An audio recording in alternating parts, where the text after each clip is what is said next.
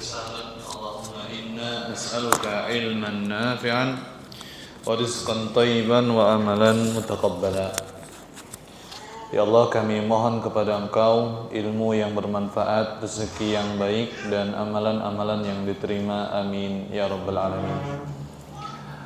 Kaum muslimin, jamaah, para hadirin bapak-bapak dan ibu-ibu sekalian, yang semoga kita selalu diberkahi dan dirahmati oleh Allah Subhanahu wa taala. Alhamdulillah, kita kembali bersama-sama bersyukur atas segala nikmat-nikmat yang Allah berikan kepada kita. Nikmat kesehatan, nikmat makanan, minuman, banyak nikmat yang Allah berikan kepada kita. Dan salah satu nikmat yang Allah berikan kepada kita adalah nikmat Islam, nikmat iman. Semoga kita berharap agar Allah Subhanahu wa taala mematikan kita di atas nikmat ini. Sebagaimana yang Allah firmankan, ya ayyuhalladzina amanu ittaqullaha haqqa tuqatih wa la tamutunna illa wa antum muslimun. Wahai orang-orang yang beriman, bertakwalah kepada Allah dengan sebenar-benar ketakwaan, dan janganlah kalian meninggal dunia kecuali dalam keadaan muslim. Kemudian salawat serta salam semoga Allah curahkan untuk baginda kita, Nabi kita Muhammad sallallahu alaihi wasallam, kepada para sahabat, putra-putri beliau, istri-istri beliau, dan para pengikut beliau hingga akhir zaman kelak. Kaum muslimin, jamaah yang semoga kita selalu mendapatkan keberkahan dan rahmat dari Allah Subhanahu wa taala. Allah Azza wa Jalla berfirman dalam surah Az-Zariyat ayat 56, surah atau ayat yang mengingatkan kita akan tujuan hidup kita, akan tujuan Allah Azza wa Jalla menciptakan kita sehingga kita lahir di dunia ini. Allah Azza wa Jalla mengatakan, "Wa ma khalaqtul jinna wal insa illa liya'budun." Tidaklah, kata Allah Azza wa Jalla, aku ciptakan jin dan manusia kecuali hanya untuk beribadah kepadaku. Dan hendaknya ini menjadi prinsip kita sebagai seorang muslim, jemaah, agar kita mengingat tujuan hidup kita ya di dunia ini ya untuk ibadah. Tujuan utamanya Allah ciptakan kita, keberadaan kita di dunia ini itu adalah untuk beribadah kepada Allah Subhanahu wa taala. Sehingga seorang hamba yang paham akan ini hendaknya dia berpikir bagaimana caranya agar setiap harinya, setiap waktunya, setiap detik yang berlalu itu bisa bernilai ibadah, sehingga sikap tersebut pun bernilai ibadah di sisi Allah Subhanahu wa taala, karena inilah tujuan kita. Salah satu contohnya, jamaah, sebagaimana yang terjadi, yang sekarang sedang terjadi di negara kita ya. Kita melihat banyak terjadi ya, demonstrasi di mana-mana.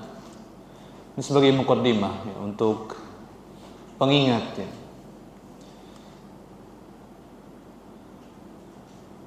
Kita dapati banyak demonstrasi di mana-mana ya. Ada yang membakar rumah ya, ada yang menjarah rumah. Nah, kita sebagai seorang muslim mikir tuh, gimana sih cara kita yang bersikap dengan benar itu bagaimana? Ketika kita mendapati misalkan ada pemimpin yang pemimpin tersebut menzalimi rakyatnya, dan kita misalkan saja salah satu dari rakyat tersebut, maka apa yang dilakukan oleh seorang muslim? Orang yang ingat bahwa tujuan dia untuk ibadah, dan bahwa dunia ini sementara jamaah, dia akan mencari tahu gimana sikap saya yang benar gitu. Maka jemaah, ketika kita dapati ya momen-momen seperti ini, keadaan-keadaan seperti ini yang sedang terjadi sekarang, hendaknya kita mencari tahu bagaimana ulama menjelaskan sikap yang benar. Dan pemimpin yang zalim ini jamaah sejak zaman dulu itu sudah ada. Di zaman Hajjaj bin Yusuf, kepemimpinan ada namanya seorang khalifah ya. Khalifah kaum muslimin, Hajjaj bin Yusuf, yang terkenal dengan kezalimannya, kebengisannya, sering membunuh tanpa hak, mengambil harta orang lain, kezaliman yang bahkan yang terlihat nampak gitu. Tapi lihat bagaimana para tabi'in, orang-orang yang tahu, sadar dirinya sebagai seorang muslim, mereka cari tahu tuh, cari sekiranya orang yang paling tahu tentang agama Islam, datang kepadanya dan bertanya apa yang harus dilakukan. Dicari-cari yang masih hidup saat itu, ada salah seorang sahabat, Anas bin Malik. Datanglah mereka kepada Anas bin Malik, mengadukan tentang kezaliman pemimpinnya. Tapi apa kata Anas bin Malik? Isbiru, sabar kalian. Innahu la ya'ti 'alaikum zamanun illa alladhi ba'dahu syarrun minhu, atau kama qala. Sungguh tidaklah datang suatu zaman kecuali yang setelahnya pasti lebih buruk. Beliau mengatakan pertama kali isbiru, sabar. Kenapa kita disuruh sabar? Karena itulah jalan terbaik. Itulah yang diajarkan oleh Rasulullah SAW dalam menghadapi pemimpin yang kalau misalkan pemimpin tersebut zalim. Sampai kapan? Hatta talqaw rabbakum, sampai kalian bertemu dengan Rabb kalian. Dan itu jamaah, ketika ada suatu pemimpin di suatu zaman yang zalim, wallahi tidak akan selamanya dia seperti itu. Entah pian mati berdahulu atau inya mati berdahulu. Sampai situ aja kita sabar.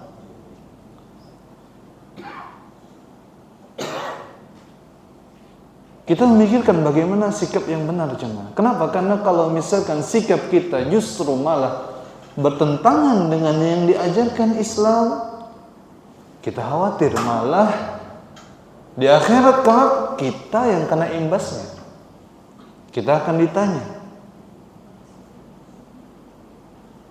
nih hujah engkau melakukan demonstrasi apa? Misalkan demikian, kita akan ditanya. Sedangkan Islam mengajarkan ketika ada pemimpin yang zalim, sabar. Jadi sabar. Jangan melakukan tindakan-tindakan yang mengarah kepada pemberontakan. Salah satunya adalah demonstrasi.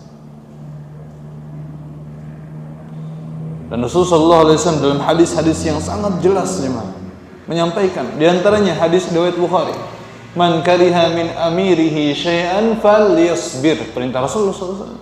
Barang siapa yang melihat, yang membenci sesuatu dari pemimpinnya, ini dari diri pemimpin ini ada sesuatu yang dia benci, entah zalimnya kah, entah mukanya kah, misalkan mukanya kata ibu ngasnya, misalkan dipermasalahkannya juga mukanya, misalkan ada sesuatu yang dia benci gitu, dari pemimpin.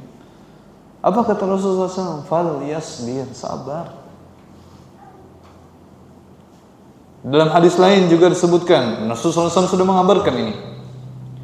Beliau mengatakan, innakum satarawna ba'di asaratan wa umuran tunkirunaha.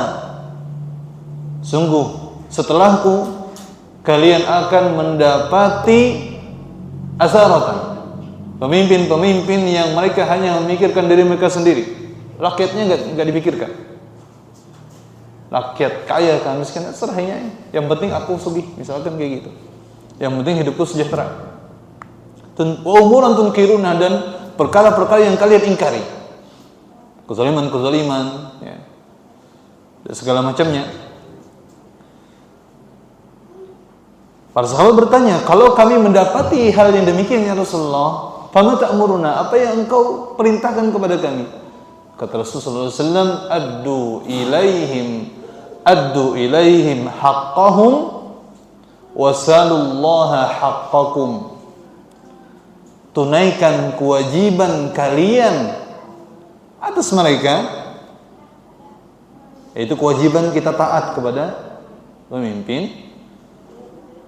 Adapun hak kalian yang misalkan diambil oleh para penguasa kalian, salullah haqqakum, maka kita minta hak kita kepada Allah Azza wa Jalla.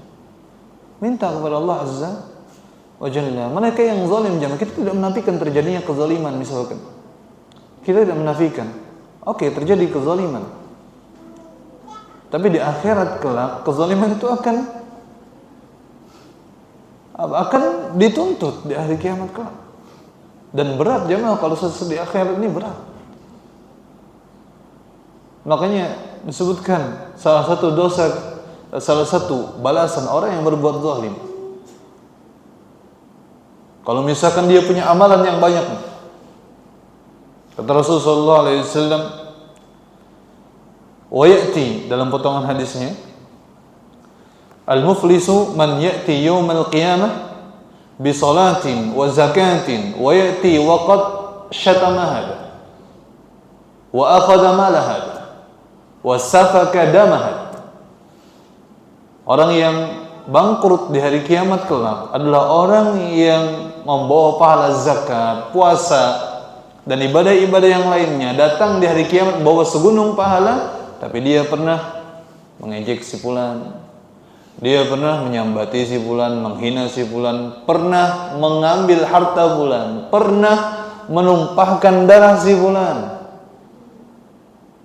Sehingga apa? Amal kebaikannya nanti diambil, diberikan kepada fulan yang dizalimi. Kalau nggak ada lagi ibadahnya nih, habis pahalanya, dosa si fulan diberikan kepada dia. Nah, itu balasan kezaliman jemaah. Allah kalau misalkan nih, ketika di dunia ada pemimpin zalim misalkan, zalim dia kepada rakyatnya, kemudian rakyatnya membalas kezaliman tersebut dengan mengambil hartanya, menjarah hartanya misalkan, kezaliman dengan kezaliman akan saling menuntut. Jadi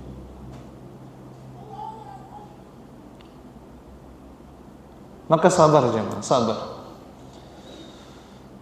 Dan prinsip Ahlus Sunnah wal Jamaah, Islam mengajarkan untuk mendoakan pemimpinnya.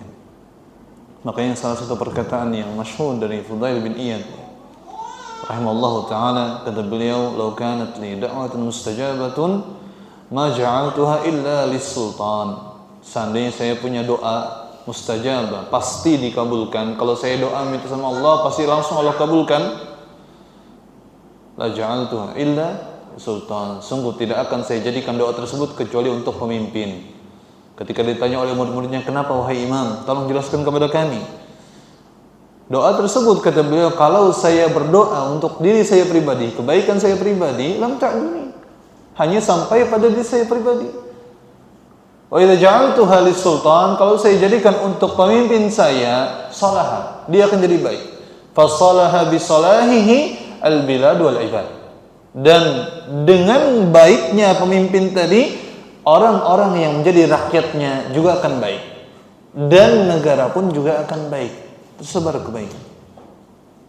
Maka sikap yang benar, kita sebagai seorang muslim jamaah, sabar, doakan pemimpin kita, dan jauhi segala bentuk hal-hal yang mengarah kepada pemberontakan. Dan salah satu sebabnya terjadinya pemberontakan, terjadinya ketidaktaatan kepada pemimpin, salah satu sebabnya adalah al-ghulu, yang itu menjadi tema kita.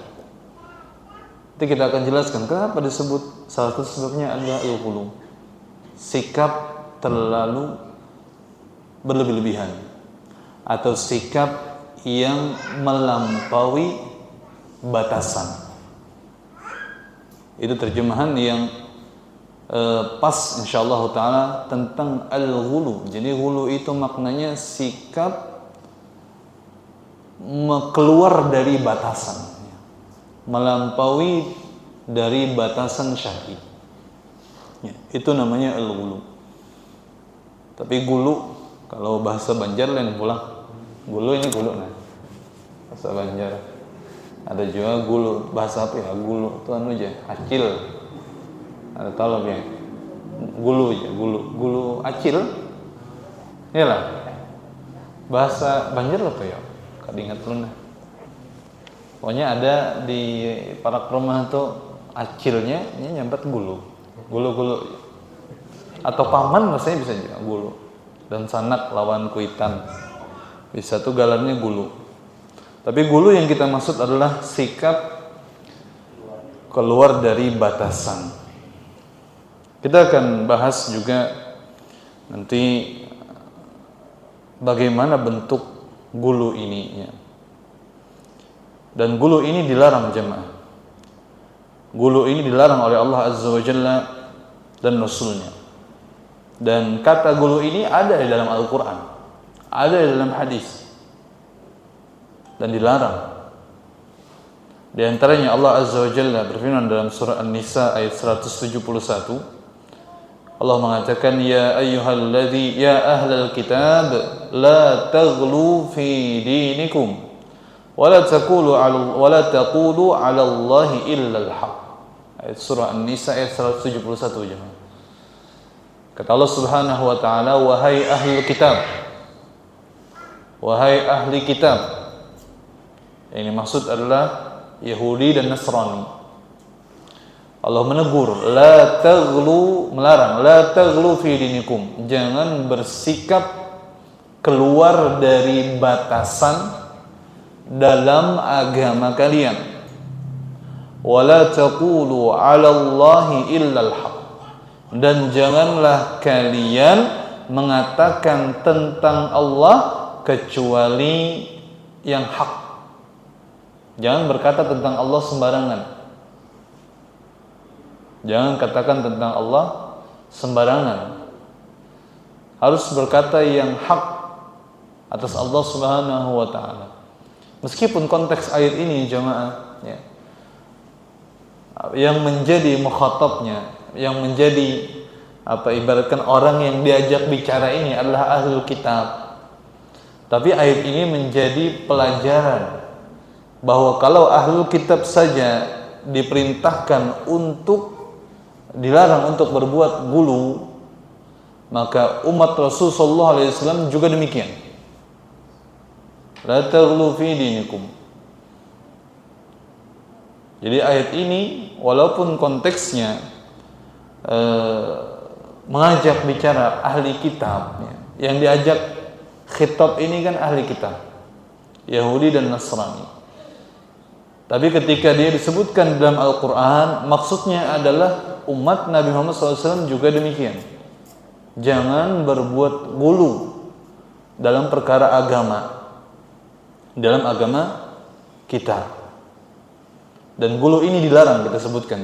Gulu ini dilarang, diharamkan oleh Allah Subhanahu wa taala. Sifat keluar dari batasan ini dilarang oleh Allah Subhanahu wa taala. Dalam hadis Rasulullah SAW mengatakan, ya, dalam hadis riwayat Ibnu Majah dan riwayat Ahmad rahimahumullah taala, Rasulullah SAW peringatkan, iyyakum wal ghulu fid din. Hati-hatilah kalian, jangan sampai kalian terjatuh dalam perkara gulu dalam agama. Fa innama ahlaka man kana qablakum al-ghulu fid din. Sungguh di antara sebab yang membuat umat terdahulu, orang-orang terdahulu binasa adalah sikap ini, sikap gulu, keluar dari batasan. Para ulama menjelaskan gulu ini ada dua bentuk cuma. Gulu ini ada dua bentuk. Dan istilah ini pian akan dapatkan di penjelasan para ulama. Jadi ada namanya gulu ifrat. Mungkin ini agak asing kalau di telinga kita. Gulu ifrat namanya. Ada gulu tafrid. Ada gulu ifrat, ada gulu namanya tafrid. Tulisannya itu IFRATH. Ifrat. Kalau bahasa Arab. Kalau bahasa Indonesia IFRATH. Tafrid TAFRITH. Tafrid. Adapun gulu ifrat itu sikap keluar dari batasan tapi arahnya ke atas, berlebih-lebihan, keluar dari batasan sehingga melebihi batasan. Akhirnya lahir sikap berlebih-lebihan. Adapun gulu tafrid itu kebalikannya. Dia keluar melampaui batas tapi ke bawah arahnya. Makanya ulun hendak menggambar supaya lebih jelas. Tulis. Ini batasan Islam. Kalau ke atas, ini keluar dari batasan dan arahnya ke atas, ini namanya ifrat. Gulu ifrat. Kalau arahnya ke bawah, ini gulu tafrid. Kalau yang di dalam batasan ini namanya wasat, tengah-tengah.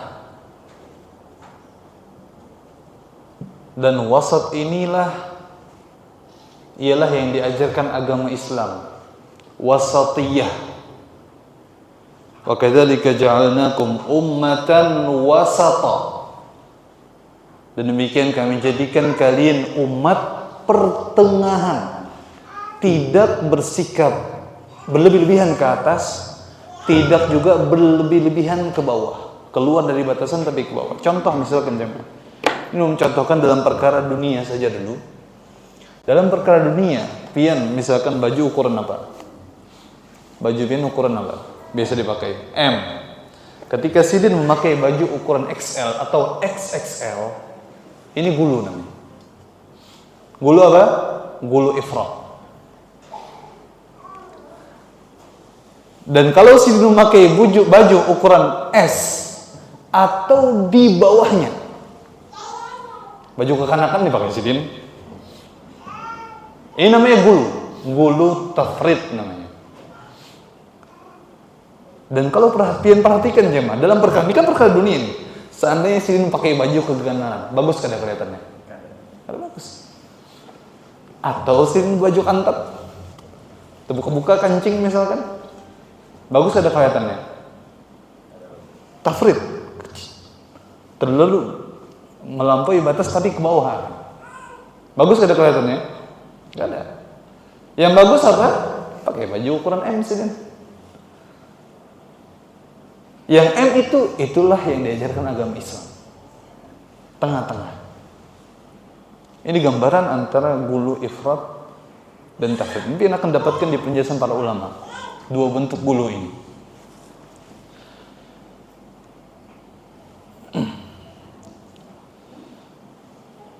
Kenapa sikap gulu ini dilarang jamaah? Karena dia berbahaya jamaah. Dalam perkara dunia saja kita contohkan bahaya, gak bagus kelihatan. Apalagi dalam perkara agama.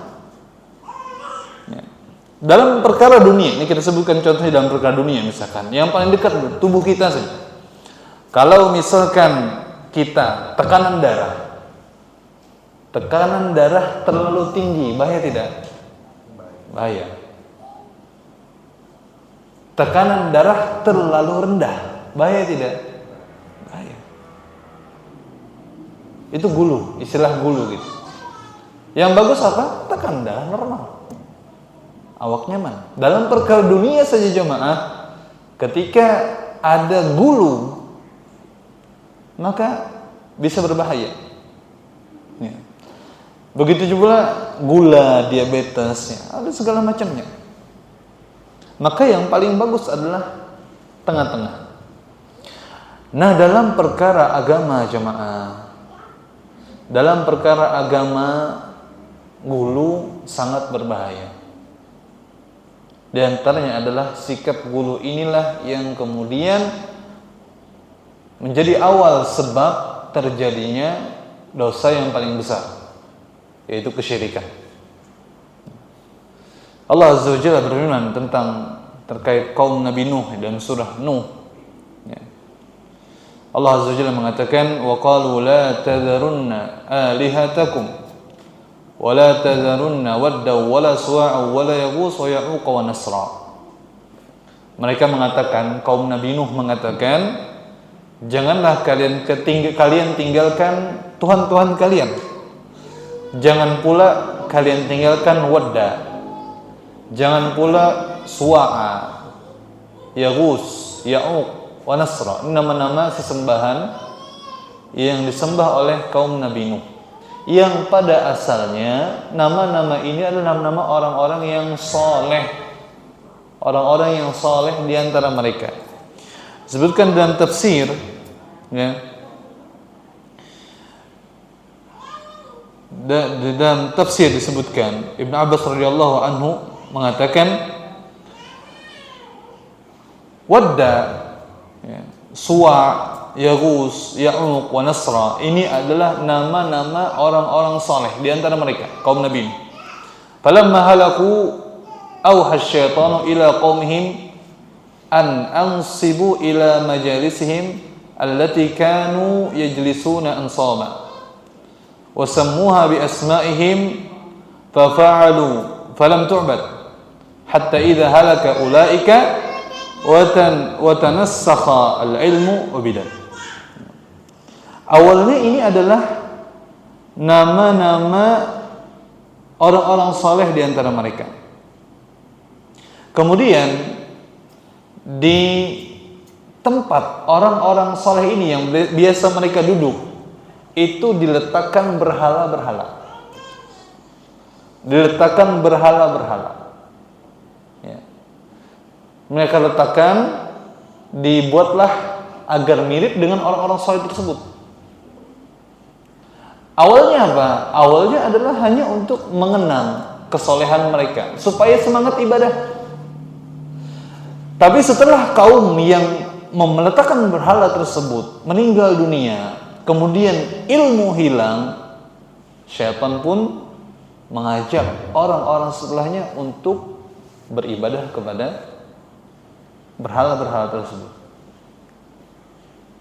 Dan ini awalnya karena gulu, terlalu berlebihan dalam menghormati orang-orang soleh.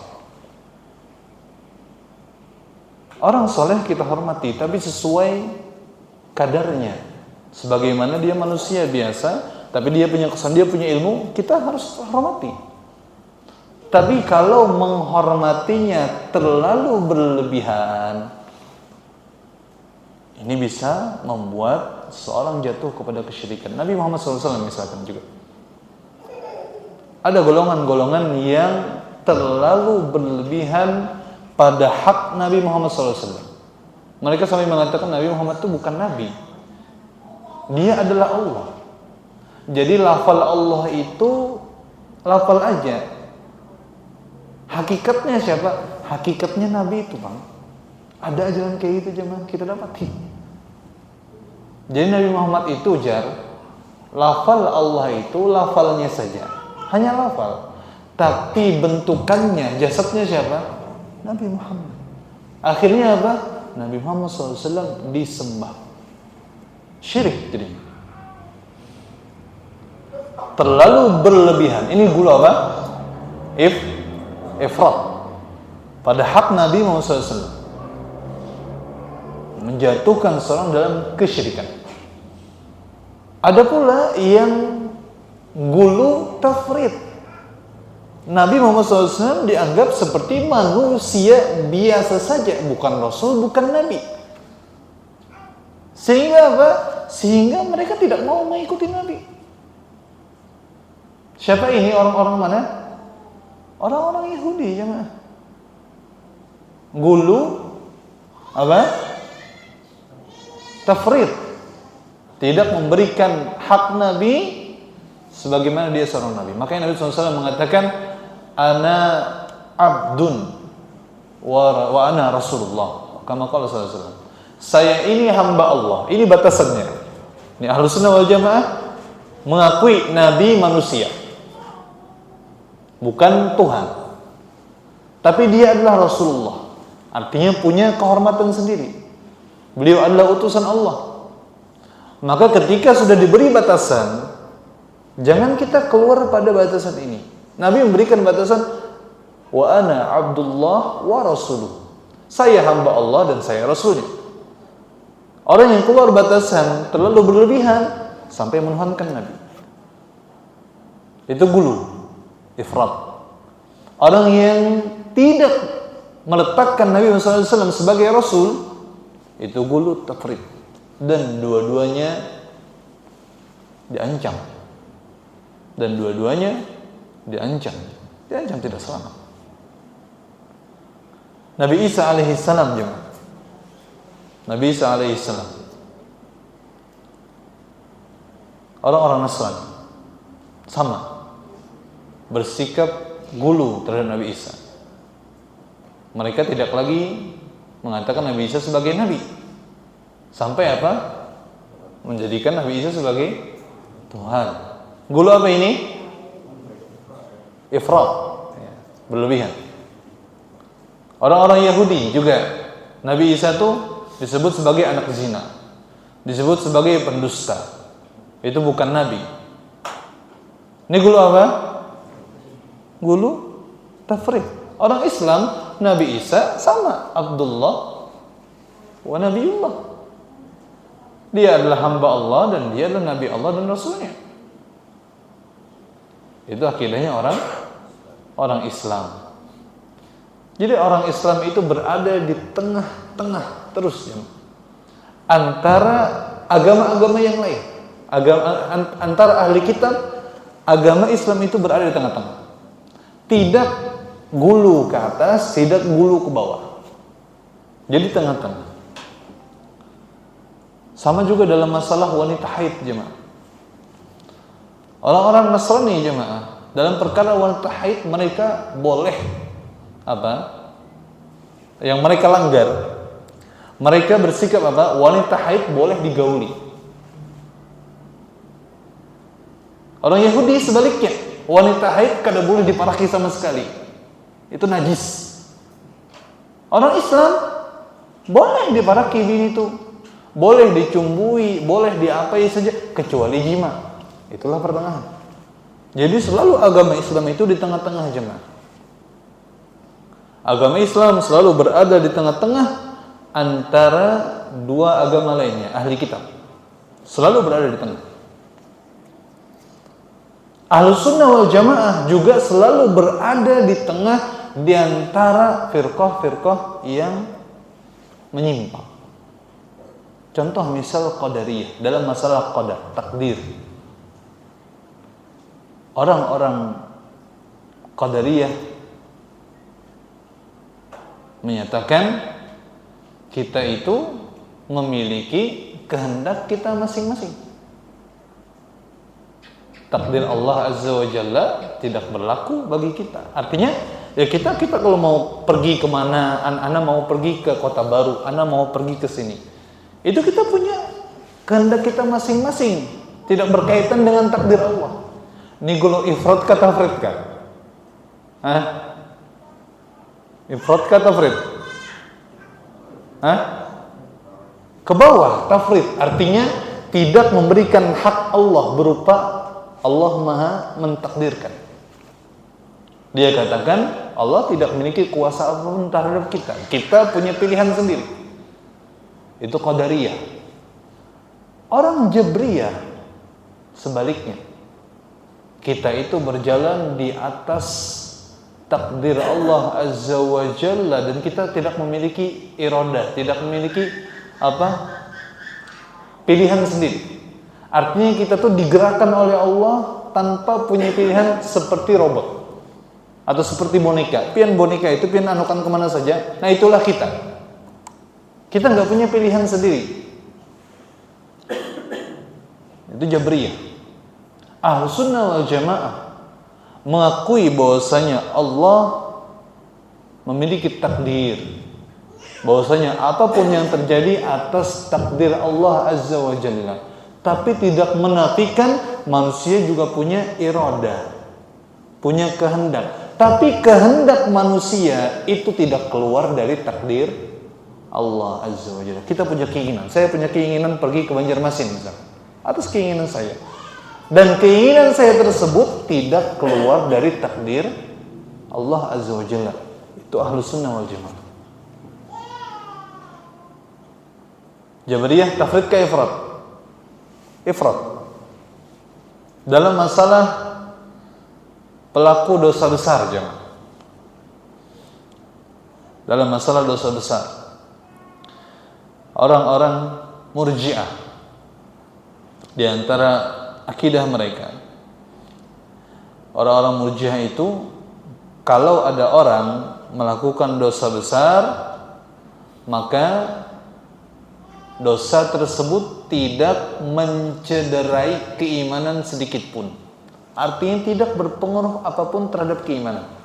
Artinya orang hendak berdosa saja, misalkan dia tidak akan dihukum di akhirat. Dosa besar. Ya. Itu orang-orang Murji'ah. Ini ifrat ke tafrid? Tafrid ke bawah. Sebaliknya orang-orang Khawarij, kalau ada yang melakukan dosa besar, kufur, keluar dari Islam, karena tahu urusannya, langsung dihukumi kufur. Ada yang melakukan dosa besar, langsung dihukumi, ini kafir sudah, karena kalau diampuni sudah, habis sudah ini. Ifrat atau tafrid? Ifrat. Terlalu berlebihan. Ahlus Sunnah wal Jamaah, pelaku dosa besar itu memang dia mencederai kepada keimanan. Kalau dia melakukan hal tersebut meninggal dunia belum bertaubat, dia berhak untuk dihukum di akhirat kelak. Tapi kalau Allah ingin ampuni, maka di bawah kehendak Allah. Tapi kalau dosa besar ini tidak sampai mengeluarkan orang tersebut dari agama Islam, tidak sampai kepada kekufuran. Selalu di tengah jemaah antara ifrat dan tafrid. Demikianlah Ahlus Sunnah wal Jamaah, dan masih banyak di dalam masalah-masalah yang lain. Dalam perkara tadi kita sebutkan ketaatan kepada pemerintah. Ada sebagian golongan ketaatan kepada pemerintah terlalu berlebihan. Pemerintah mau menyuruh apapun dia lakukan. Hatta sampai misalkan menyuruh kepada kemaksiatan kepada Allah dia lakukan. Ifrat atau tafrid? Ifrat, terlalu berlebihan ke atas. Sebaliknya, sebagian orang tidak mau taat kepada pemerintah, apalagi kalau dia zalim misalnya. Terlebih kalau pemimpin tersebut zalim, kada mau taat. Ini gulu tafrid. Ahlus Sunnah tengah-tengah. Kita wajib taat kepada pemerintah meskipun dia zalim, tapi juga dengan batasan. Tapi kalau misalkan menyuruh kepada kemaksiatan kepada Allah, kita tidak taati. Kenapa? Karena la ta'ata li makhluqin fi ma'siyatil khaliq. Kata Nabi Muhammad SAW, tidak ada ketaatan kepada makhluk yang menyuruh kepada kemaksiatan kepada Allah Subhanahu wa taala. Ahlus Sunnah selalu berada di tengah-tengah. Itulah akidah muslim. Wa kadzalika ja'alnakum ummatan wasata. Demikian kami jadikan kalian umat pertengahan. Dan masih banyak contohnya jemaah. Antara gulu ifrat dan gulu tafrid. Ya.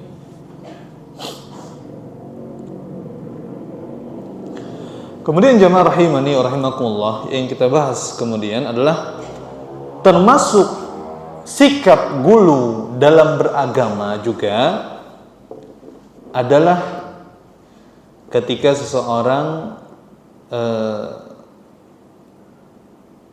dalam ibadah berlebih-lebihan dalam perkara ibadah. Contohnya bagaimana? Contohnya misalkan ada seseorang sholat malam dalam ibadahnya, sholat malam, sholat 5 waktu lah, atau sholat wajib lah. Islam mengajarkan kepada kita sholat itu apa? Sholat itu wajib 5 waktu. Lalu kemudian ini hendak menambah tadi, aku ini hendak benar lakas masuk surga aja. Ada sholat nang ke-6, apa sholat nang ke-6? Sholat di jam 10 ya misalkan, atau sholat di waktu duha, diwajibakannya gasetinya misalkan. Maka ini gulu tafrid, keluar dari batasan. Sebaliknya, kada mau inya sholat 5 waktu, aku kada mau 5 waktu, aku 3 aja. Apa 3? Subuh, zuhur, lawan isya. Kenapa? Karena ya itu pang sesuai dengan jumlah makannya. Subuh aku makan pagi, siang makan zuhur, malam isya aku makan malam. Makan aja 3 kali, masa sholat 5 kali? Ini gulu juga, gulu apa? Tafrid. Ini contoh gulu dalam ibadah. Dalam ibadah sunnah misalkan, ada orang saking rajinnya, dia ibadah dalam satu malam, sholat malam 1000 rakaat. 1000 rakaat, gulu. Kemudian setelah itu dia tidak pernah sholat malam lagi. Semalam itu aja 1000 rakaat, tapi habis itu kada usah lagi sholat. Ini juga gulu cuma dalam perkara ibadah. Ini ifrat namanya.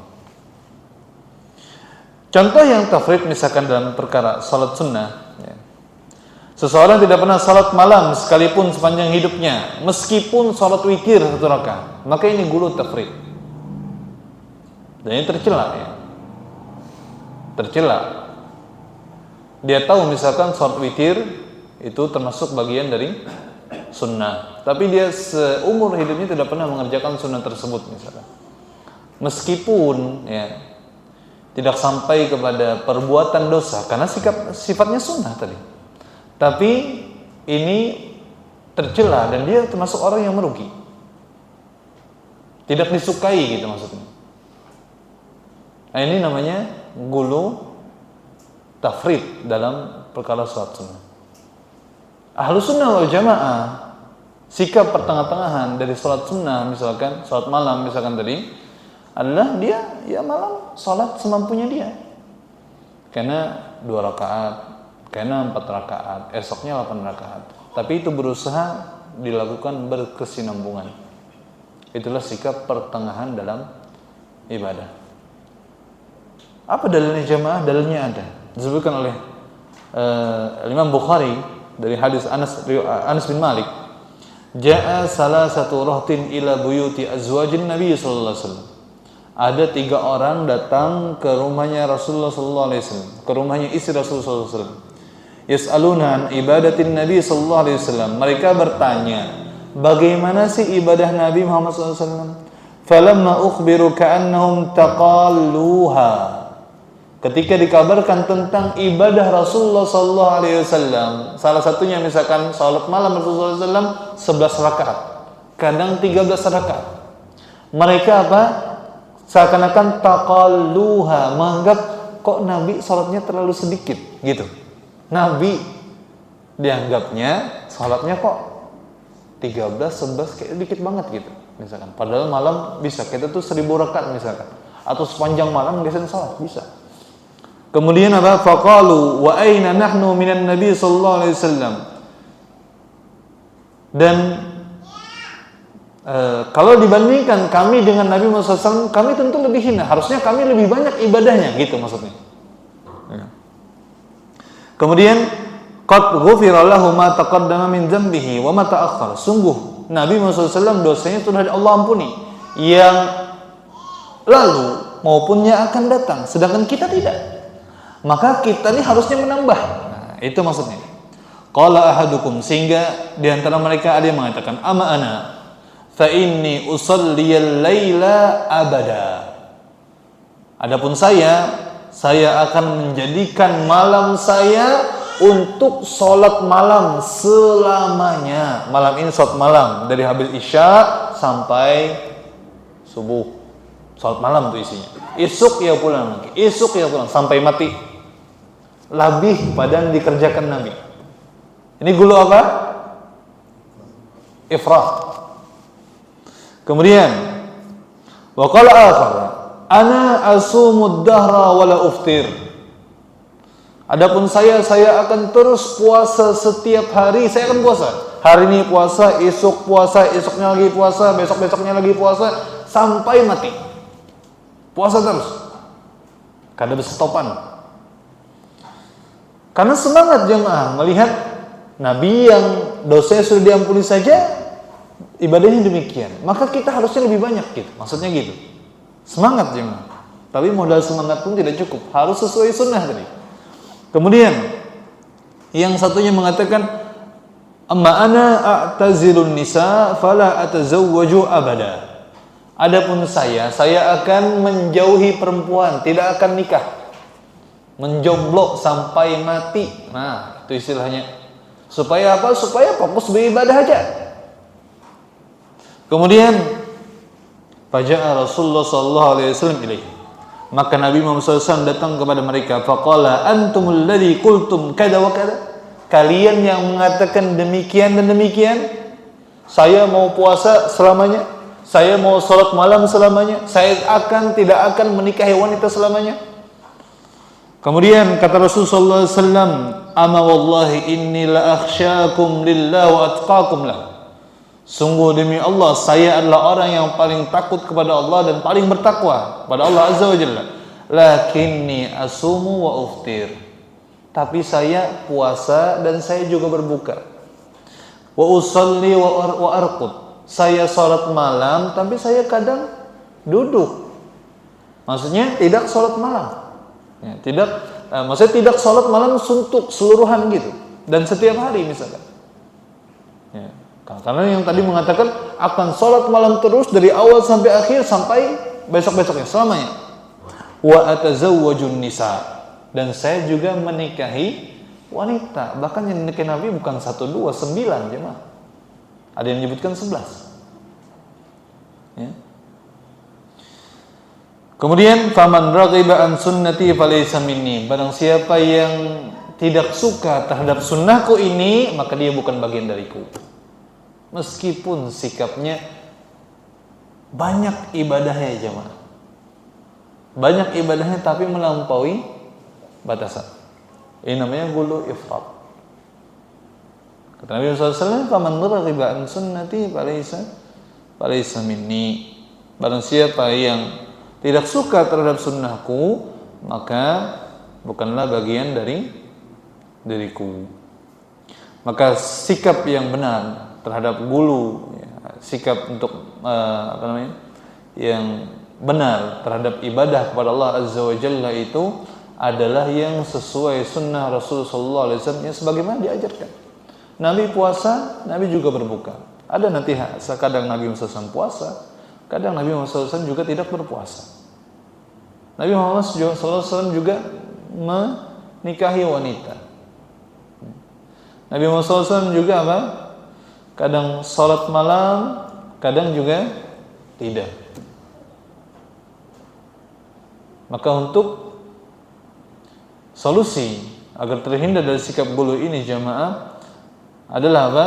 Adalah mengikuti sunnah Rasulullah Sallallahu alaihi wasallam. Dan inilah ajaran agama Islam, selalu berada di tengah-tengah. Selalu berada di tengah-tengah. Dan lebih baik jemaah amalan itu. Misalkan kita punya amalan salat malam. Malam ini 2 rakaat, tambah witir 1 rakaat 3 rakaat.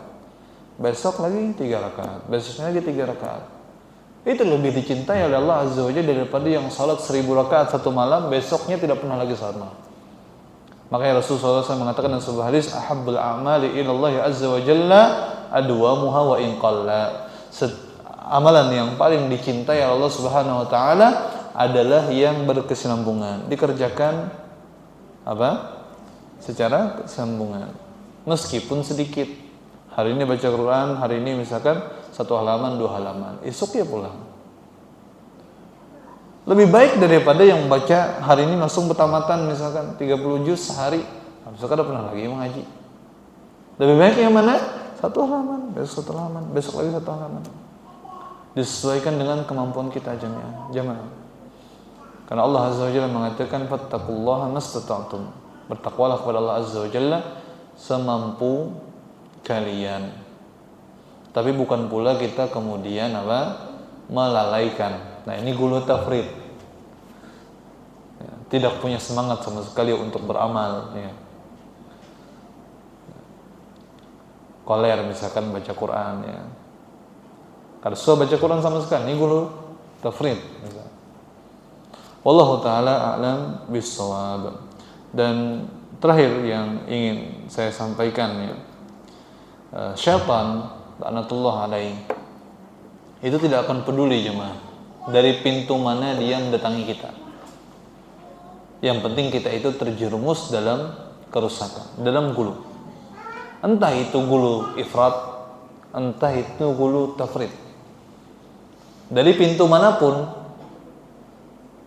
syaitan tidak peduli dari pintu manapun, baik dari ifrat maupun tafrid. Yang penting kita terjerumus dalam gulu.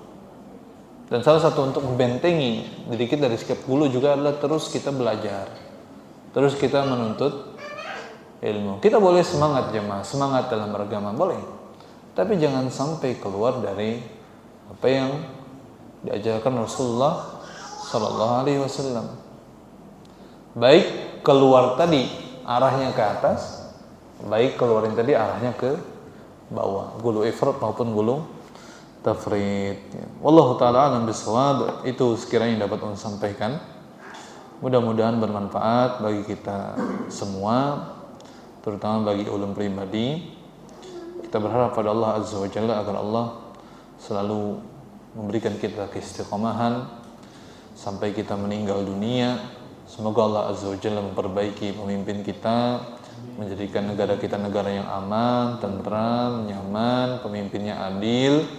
Semoga Allah Azza wa Jalla mengampuni dosa-dosa kita dan menerima seluruh amal ibadah kita dan memasukkan kita semuanya dalam surganya, karena itulah tujuan kita yang sebenarnya. Kita itu seperti orang yang kata Nabi SAW, orang yang singgah di suatu pohon, berteduh, habis ini sudah ya, ditinggalkannya pohonnya, kembali lanjut jalan. Subhanakallah bihamdika asyhadu an la ilaha illa anta astaghfiruka wa atubu ilaik. Wassalamualaikum warahmatullahi wabarakatuh.